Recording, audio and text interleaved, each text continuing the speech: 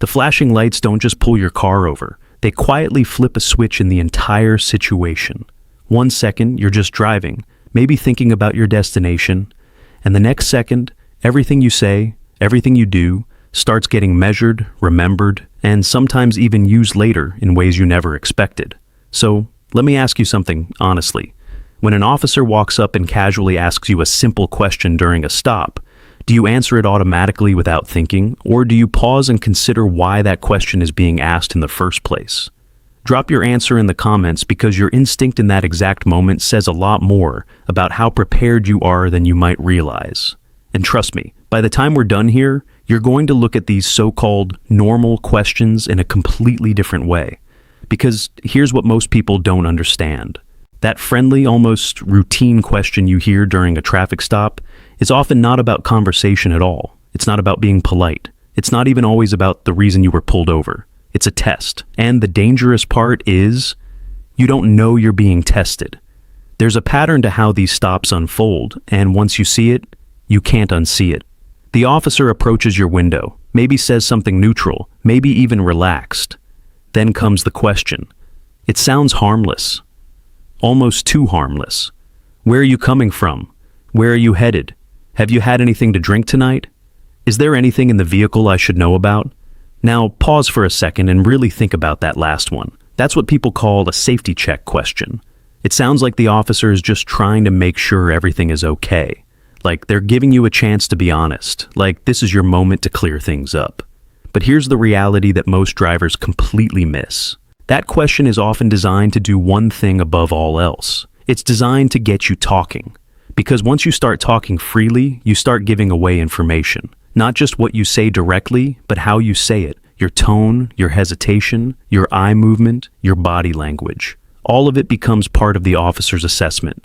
And here's where it gets serious. In many situations, what you say during that moment doesn't just stay in that moment. It can become part of a report. It can be referenced later. It can be used to justify further action. Let me paint a scenario that happens more often than people think. You're driving late at night. Maybe you were at a friend's house. Maybe you grabbed dinner. Maybe nothing unusual at all. You get pulled over for something minor, a broken tail light, rolling through a stop sign, slight speeding. The officer walks up and asks, "Where are you coming from?" Simple question, right? So, you answer casually. Just came from a bar with friends. Now here's the part most people don't realize.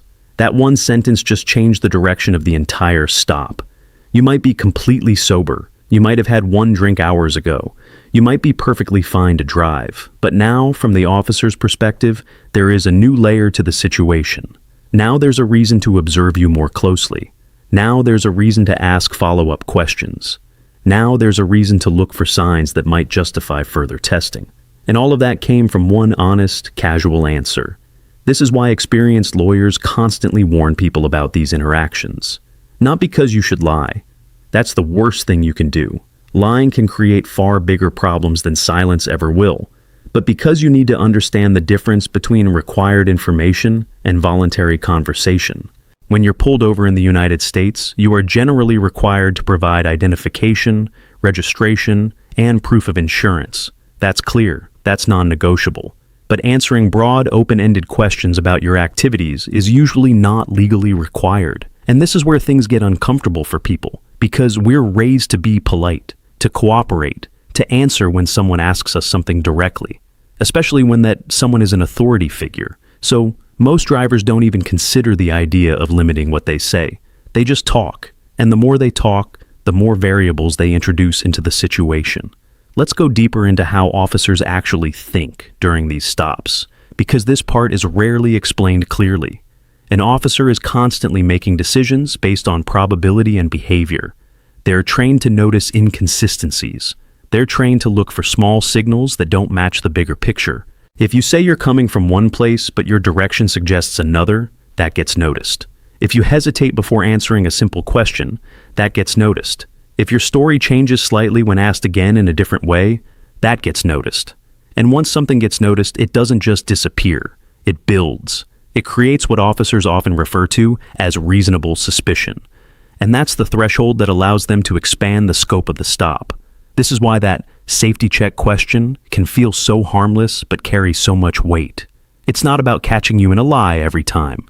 Sometimes it's about seeing how you respond under pressure.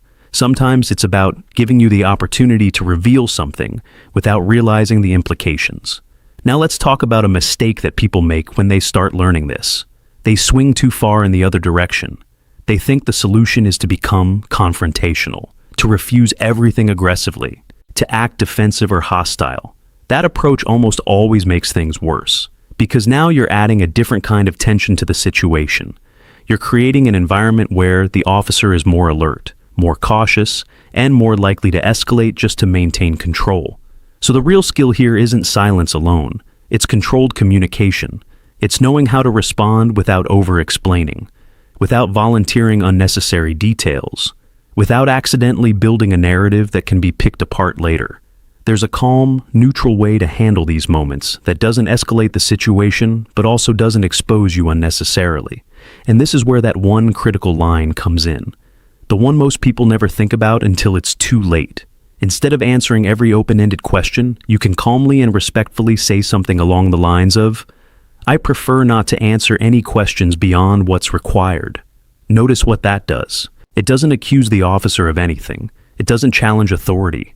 It doesn't create conflict. It simply sets a boundary, and that boundary can completely change how the rest of the interaction unfolds. Because now, instead of giving the officer a stream of information to work with, you've limited the scope of the conversation to what is legally necessary. And here's something most people don't hear enough. Silence, when used correctly, is not suspicious by itself. What creates suspicion is inconsistency, nervous over-talking, conflicting statements, and behavior that doesn't align. Calm, consistent, respectful silence is very different.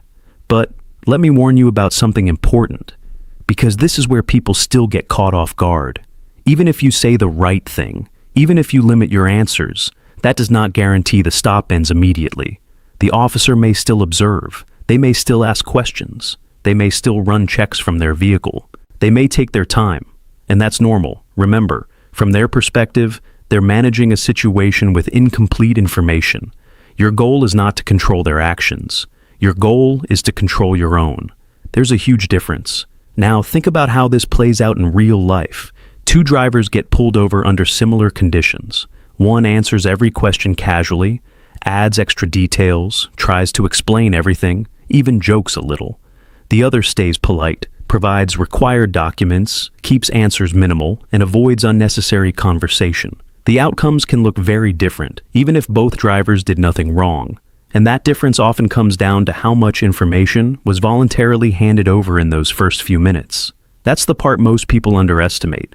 It's not always the violation that complicates things. It's the conversation that follows. And once you understand that, you start to see these interactions differently. You start to realize that the real risk isn't always obvious. It's subtle. It builds quietly, one answer at a time. So the next time you hear what sounds like a simple, routine question during a stop, don't just hear the words. Ask yourself why it's being asked. Because in that moment, you're not just answering a question. You're shaping the entire direction of what happens next.